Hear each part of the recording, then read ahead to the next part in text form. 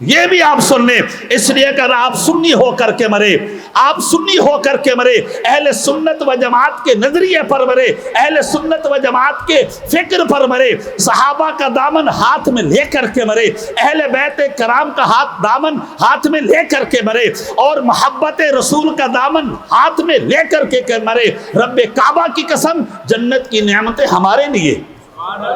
تمہیں کس نے کہا ہے جو نبی کا دامن چھوڑ دے پھر جنت کی نعمتیں ملے، اور صحابہ کا دامن چھوڑ دے پھر جنت کی نعمتوں کا حقدار ہو جائے، اہل بیت کرام کا دامن چھوڑ دے پھر جنتوں کی نعمتوں کا حقدار ہے؟ تو ایسی سوچ پر نہ۔